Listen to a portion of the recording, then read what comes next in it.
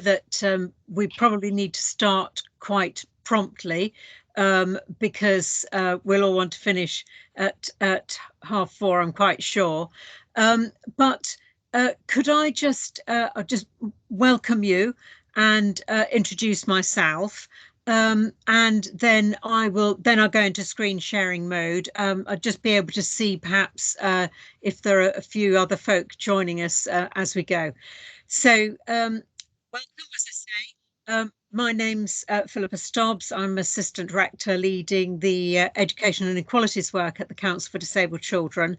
And I will confess, I need to check on my slides the title that we've given this workshop in the end, because I hope I've not brought you here on false pretenses. This is fundamentally, it is about what we call ordinarily available provision, but I haven't called it that because I didn't think anyone would come to the workshop if I did. So, so you're very welcome. I will go about sharing my screen, and you will be able to view the title that I've given to this workshop, which is Thresholds, Quality and Conversations, which is really what I want to talk about. But it is about the expectations we have of schools and settings. And a lot of it will be about that ordinarily available provision. So I wanted to just start off by putting it in a little bit of context. I'll be talking about ordinarily available provision, what it is, why it's important, what the specific requirements are, but also the importance and the impact of decisions about expectations of schools and settings, what we often call ordinarily available provision. And I'll also want to look at some practicalities, because the way that you meet these duties has a different impact depending on how you do them. But I wanted to sort of locate what we call ordinarily available provision in a context first. If we think of the levels of intervention, then essentially the ordinarily available provision, which is what we expect schools and settings to agree with the local authority, that sits in the context of other levels of intervention. If you like, it is seen from outside the school, it is the universal level of intervention. But of course, within the school, you might see that differently. You might say, well, where we're not intervening, we're not doing anything additional or different for a child, we would see that as the universal. We might see the targeted as being some group work or some additional provision for some children. And you might see the specialist level as being, as it were, the Senko level, or supplemented by support from beyond the school. But I'm thinking of this very much in the local context, and in the context of essentially the provision that schools make, supplemented by targeted support from beyond the school and that specialist level of support as well. So very much more in the way that that folk think about it in terms of health. So essentially, the universal level in this context is that special educational provision that we make ordinarily available in schools. The targeted level then in the education context is the services that supplement and complement what schools and settings do on their own. And I say in the context of education, but it's really in the context of schools, because of course we expect there to be health and social care provision there, supplementing, complementing what schools and settings can do on their own as well. And then the specialist level, which would be services which are specifically for individual children and young people. And we'll think about the different, the role at different levels in just in this next next version of the diagram. So the targeted level is the level at which I just want to focus for a moment, because this is the route through which we arrive at the local pathways. At the targeted level, there are services that supplement and complement what schools and settings can do on their own, and that's usually through forms of training, advice and support across education, health and care. And it might be training, advice and support for the school, as it were, but it might also be direct work with a child or young person in a school. And the other thing that that targeted level does, it helps to triage, or if you like, filter referrals of children and young people to the more specialist level, so that in effect, if the targeted level of intervention is not available, what happens is that in effect, that queue of children and young people to see the specialist grows, and we fail to augment, to supplement, complement what schools can do on their own at the universal level. So just wanted to locate expectations of schools, or ordinarily available provision, firmly in that universal level, as seen from outside the school, as it were, which is not to say that there isn't specialist support going into schools and to children in schools, but where that targeted level is missing, then we diminish what schools can do, schools and other settings can do on their own. And that's really important when we look at the impact of austerity over the last 10 to 12 years, and the impact that has had on the availability of support at a local level. And we have seen those queues at the door of the specialist because there's been no help and support to schools to supplement and complement what they can do on their own. Okay, so and the impact of that, if you like, is this from Ofsted CQC reports, is that a disproportionate number of children travel through the system with unidentified needs, often leading them presenting with significantly more challenging behaviours than they might. And it's also, it fuels the view that youngsters need specialist provision when they don't necessarily, and therefore pressure builds on the specialist sector to fill the gap in an unsustainable way. And that's, as it were, that's symbolised by the queue of children and young people on the at the specialist level in my diagram on the previous slide.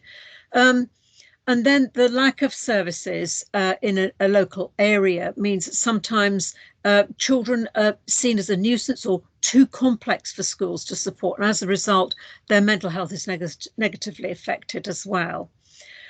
And this, of course, has a direct impact on the well-being of the wider family, who often are left to pick up the pieces, fight for needs to be met, or look for alternative approaches for their children to access education.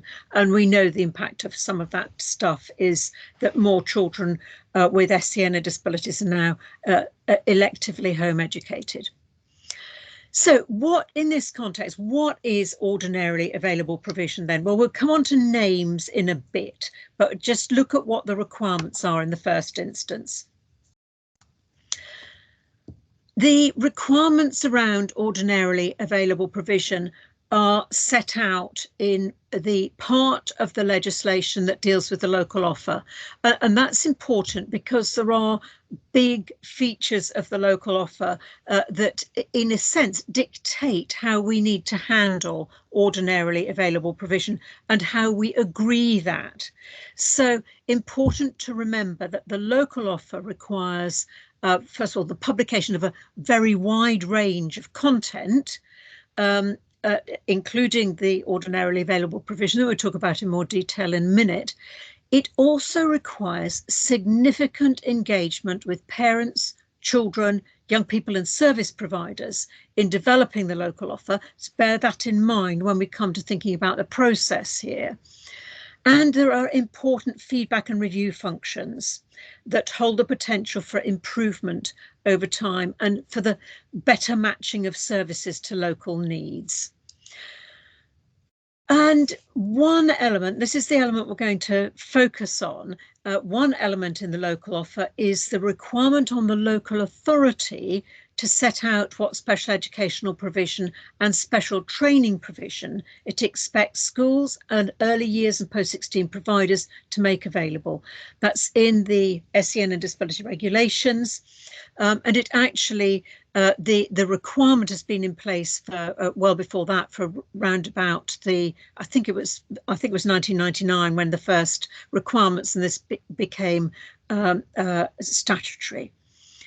So Just a couple of things I want to draw your attention to here. It is a requirement on the local authority, and I sometimes hear that people talk about what schools say they are expected to make available. This is driven by the local authority, a local authority duty, and obviously then we have to think about how that how schools and early years and post-16 settings are engaged in that discussion and agreeing that, and who else needs to be involved as well. But the requirement is on the local authority, and the requirement is to set this out in the local offer, and that makes it subject to all those other expectations about how the local offer is developed. And just to draw your attention, the regulations are quite specific. The local authority expects to be available, the provision and that the local authority expects to be available in its area for children, young people who have a special educational need, to be made available by providers of relevant early years education, maintained schools, academies, post-16 institutions, and others. But if we just stick with the sort of schools and other settings for now. And then the code sort of provides a little bit more information here. And interestingly, if you look at what the code says, it does, as do the regulations, draws attention to the it is in effect the use of the funding that's been delegated to schools and settings, and it links, if you like, what the local authority expects to be available to the funding that is made available to schools and settings. And you think, well, okay, so early years settings, they're not going to have as much money as big schools. No, of course. So important that we do discuss with early years settings what they should be expected to make available in a separate conversation, what schools are expected to make available. And we'll look at some examples of from schools, from the school stages and from the early years stages in a bit. But it does also require, there is quite a lot of detail in the regulations. I haven't brought all of it to you because I just want to give you the sort of the big picture of what this is.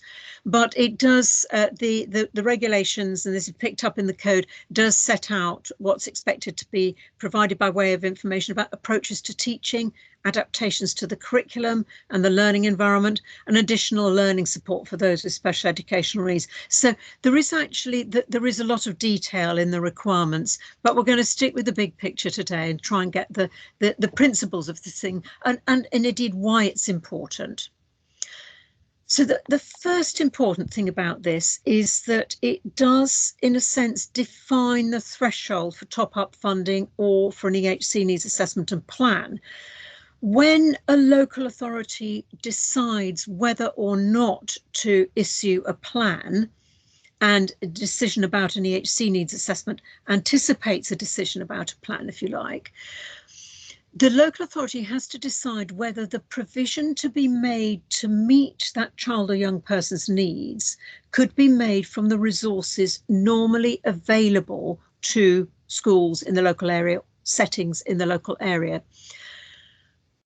If the local authority has not agreed with schools and settings what they are expected to make available from their delegated budget, then in a sense there is no threshold, because it is that decision about whether the provision to be made for that child, linked to the needs of that child, of course, but whether the provision to be made could reasonably be made from the resources available locally.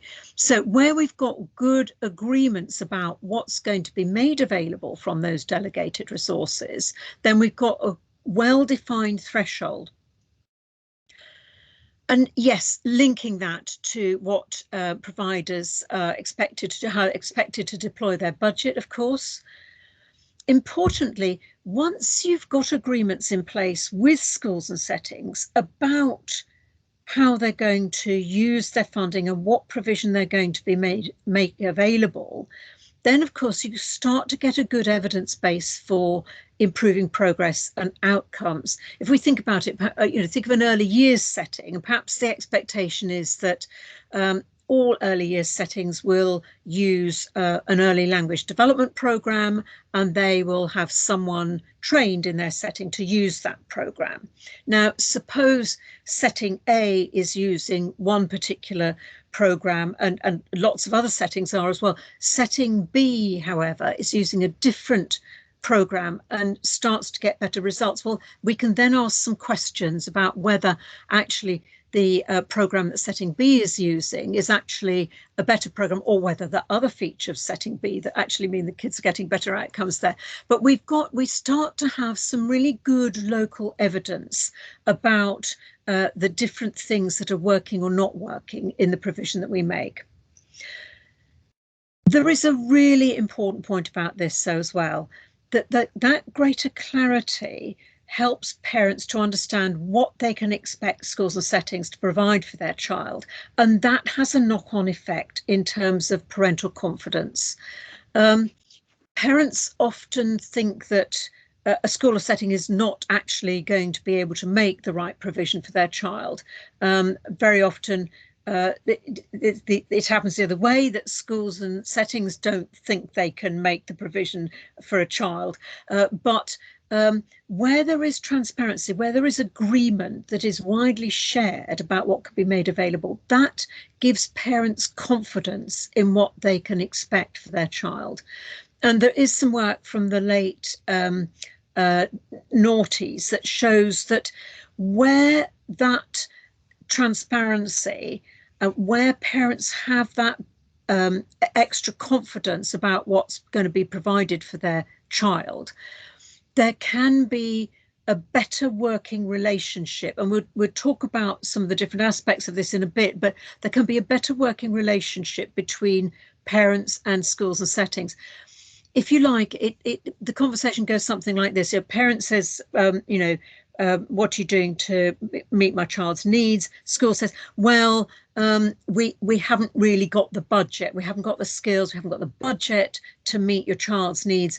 We'll go to the local authority for an EHC needs assessment, and then we'll get some funding, and that we can then put something in place for your child. Where there is a good agreement about what's going to be provided, the conversation tends to happen rather differently. Parent, what are you going to do to meet my child's needs?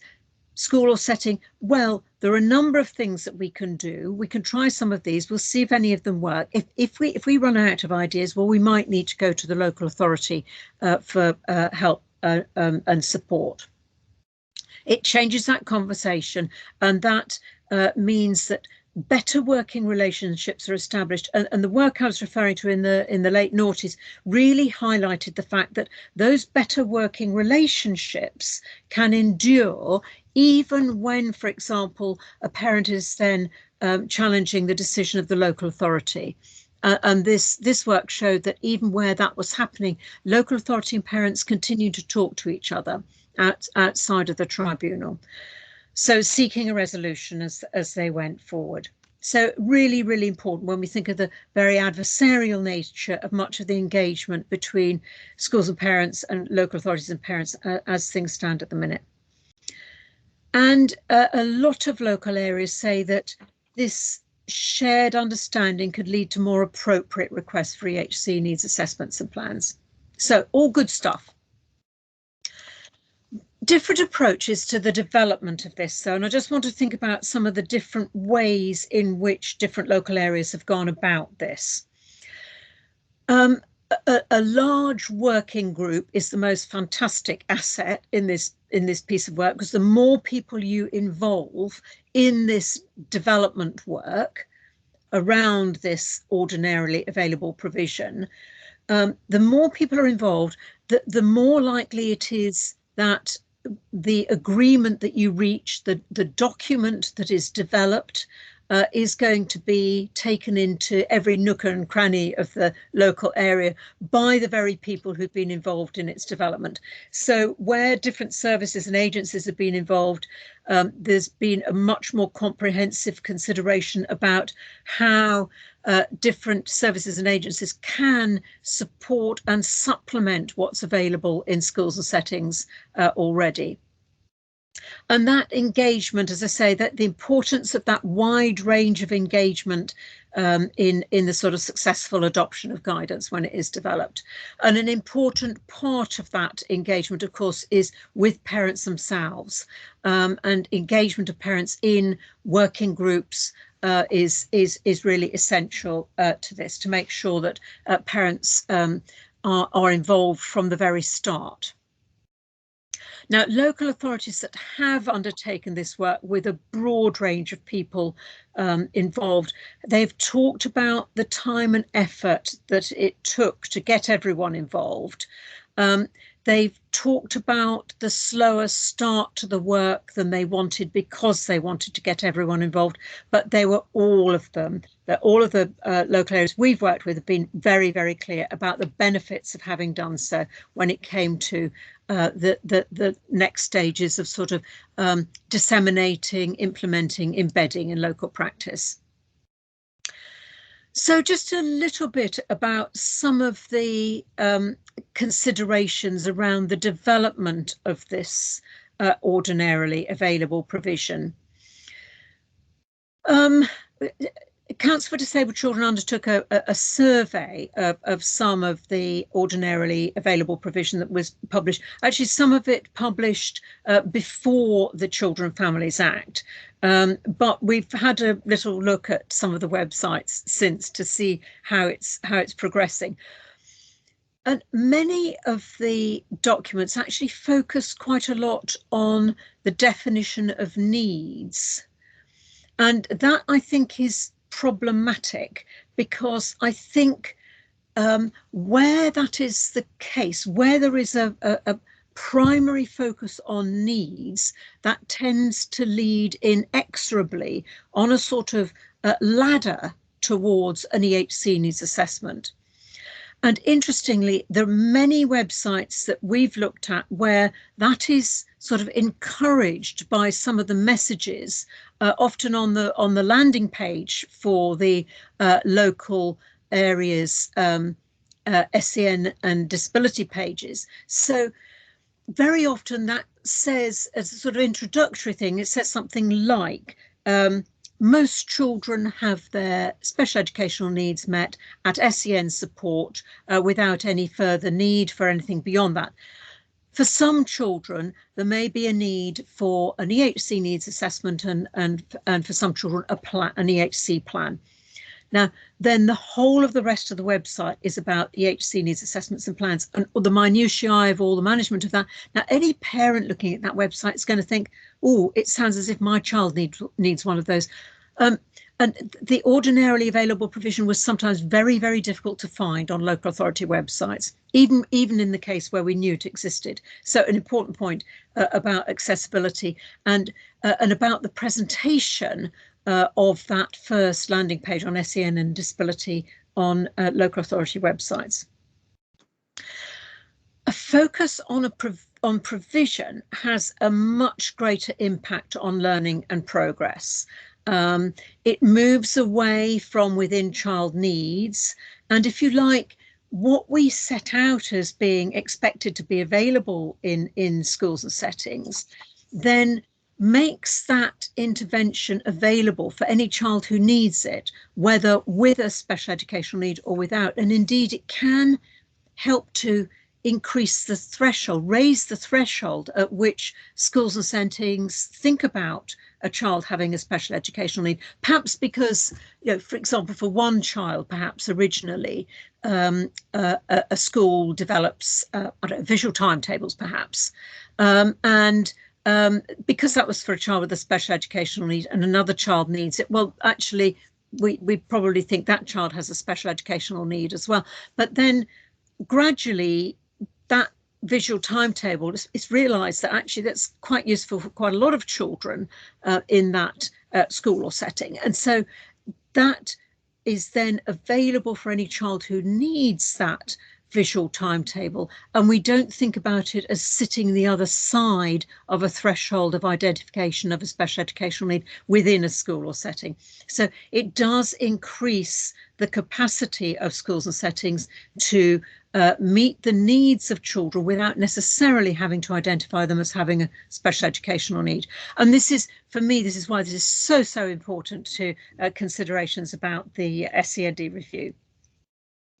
There's another plus about a focus on provision as well, because quite often if a school or setting is asking for an assessment of a child who they think may have a special educational need, it's quite easy for that child to get, as it were, slightly parked in a sort of lay-by while we wait for that expert opinion to tell us what to do. Whereas when we're looking at provision and all the other sorts of provision that we might make available, there's a much greater chance that schools and settings actually continue to make provision, try different things. And of course, that in and of itself produces a better evidence base for an assessment when that assessment does come. And so that you've got a much better range of evidence base for decisions about what the next steps need to be for that particular child. Okay, so a few practicalities. I said CDC looked at some websites, looked at some ordinarily available provision, and by and large, the ordinarily available provision uses the 4 broad areas of need that are set out in the code. Most referred to different ages or phases. Some were much more finely differentiated than others, but because there is a risk that you finish up with sort of massive telephone directories. I can't see all of you on my screen, but I suspect that many of you will be too young to remember what a telephone directory is. It's a very big document with lots of very small print on lots of very thin pages, a lot of information packed into it. So most of the ordinarily available provision is broken down to avoid that massive telephone directory impact and make it very usable and accessible to schools and settings. It's the kind of thing you want to see on a desk being referred to on a regular basis. Some of the documents use a sort of 3 waves model of intervention, and many rehearse the guidance in the code. Now, I would just say that actually those that focus on the code are more likely to be focused on process because of the process nature of the code rather than the provision nature of the code. And so I would in general, I would discourage an overly OAP being overly focused on the code because A, that process is already set out, and B, it does tend to distract from the provision. Now, that's not to say that there shouldn't be reference to the code, and of course there is, and of course there should be, but if it's overly focused on the code, we're focused on process rather than provision. So here's an example. This is Portsmouth's ordinarily available provision, and I just want to draw your attention to some of the features of this. So first of all, the language here is relatively simple, and you'll notice this section is on communication and interaction.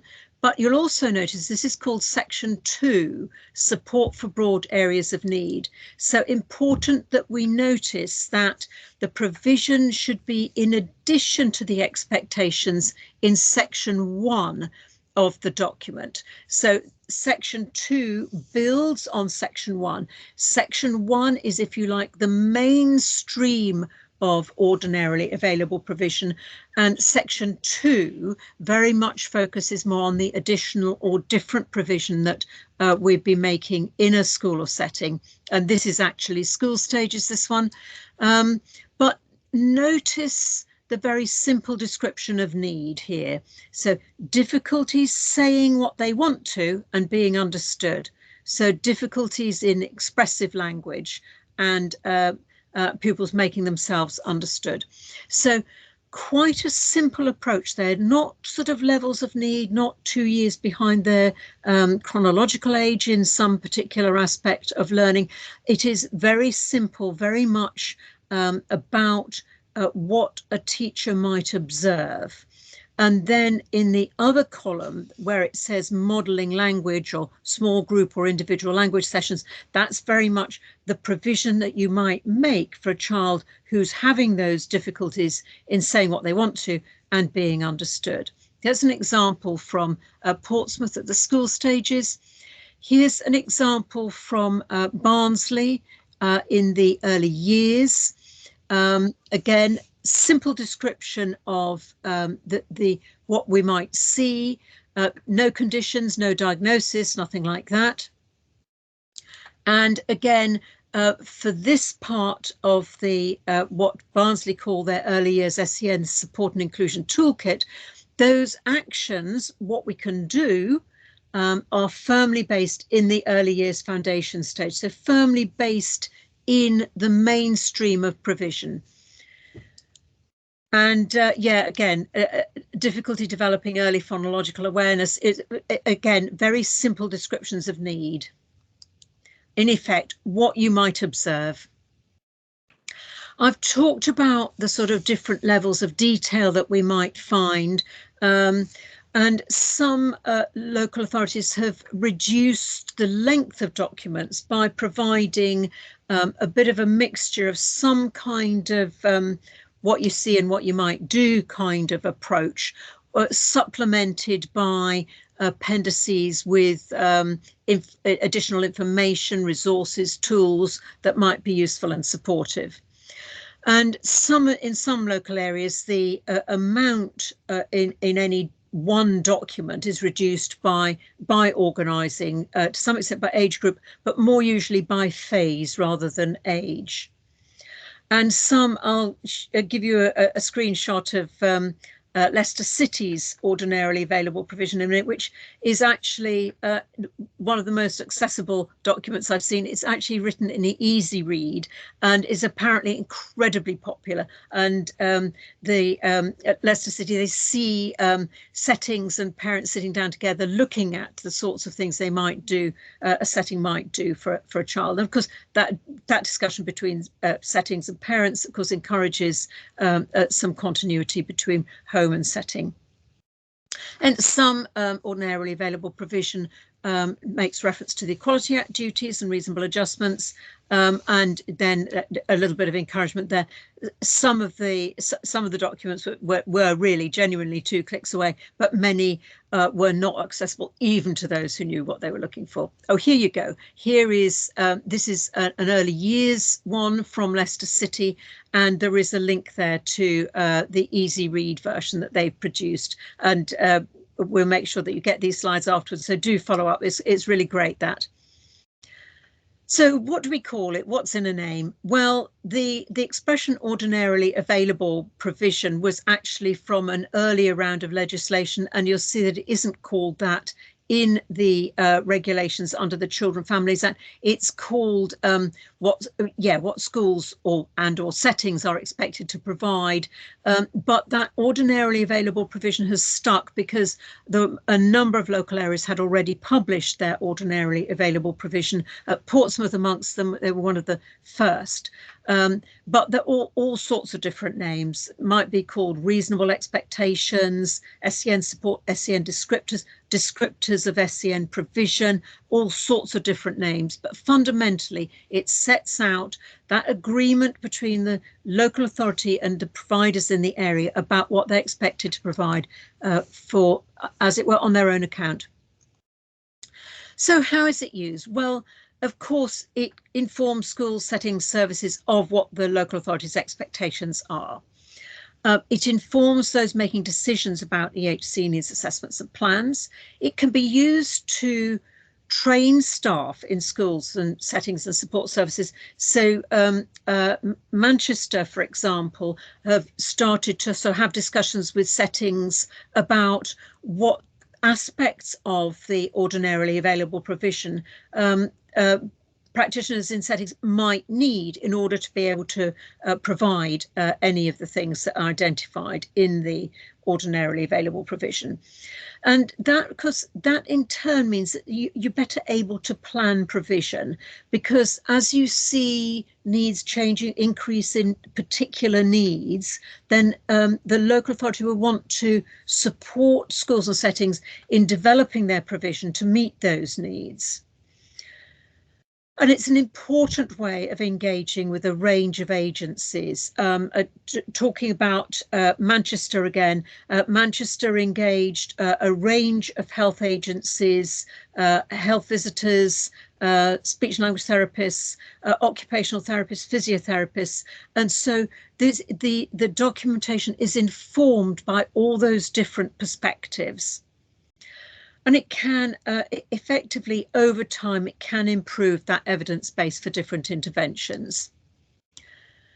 I've plundered a slide from Portsmouth has often talked in webinars, in training with us about the ordinarily available provision, and the main thing that they say is that, of course, yes, it's a good focus on inclusion and the graduated response.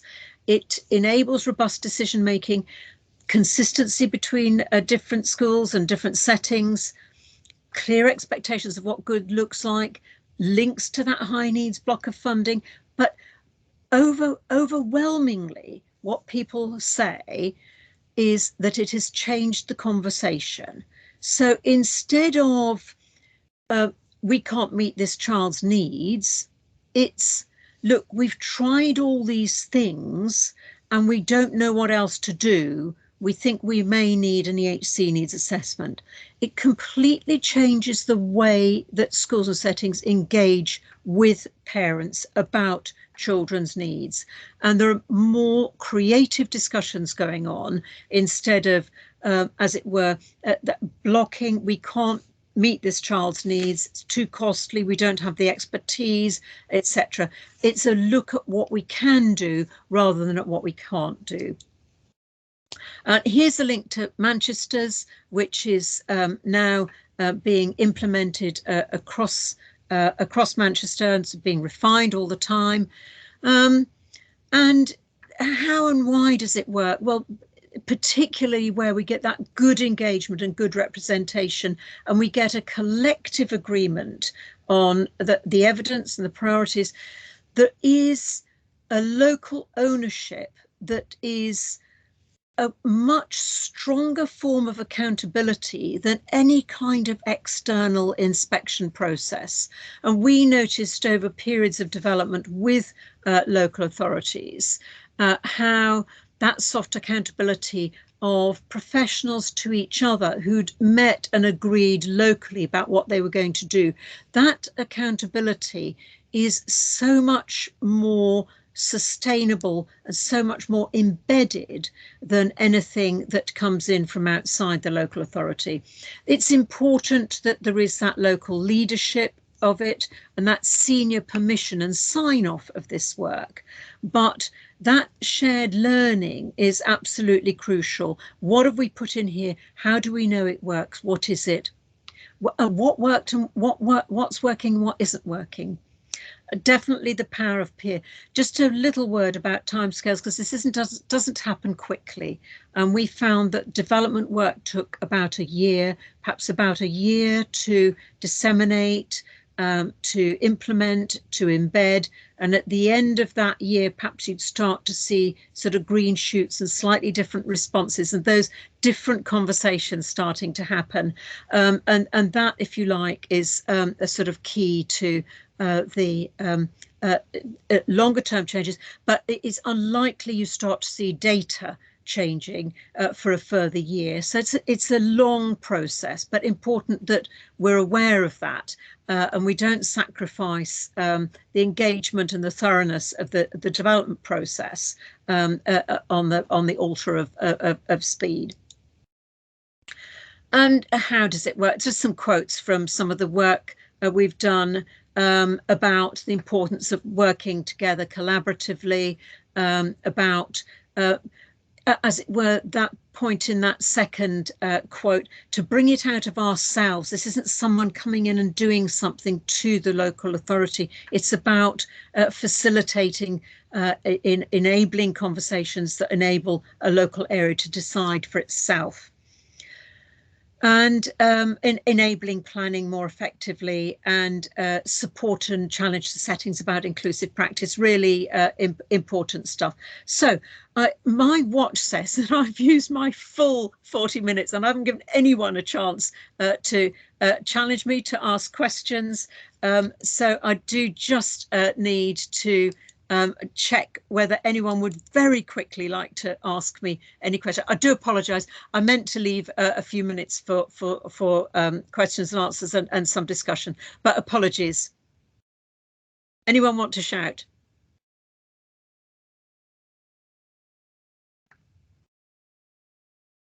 I'm just wondering whether there's anyone on the call who's been involved in the development of ordinarily available provision.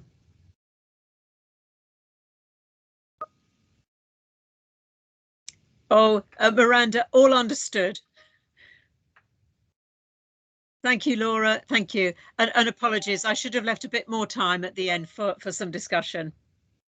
Oh, good. I'm glad some of you found it useful. And the slides will be with you, so do please watch out for those coming in, and do please follow up some of those links, because the documentation is really interesting. It's relatively simple and practical, really quite focused. Do, if you can, go back to your local area and see if you can find the ordinarily available provision published by the local authority with whom you're working, or in whom you are working. Thank you ever so much, colleagues. Thank you.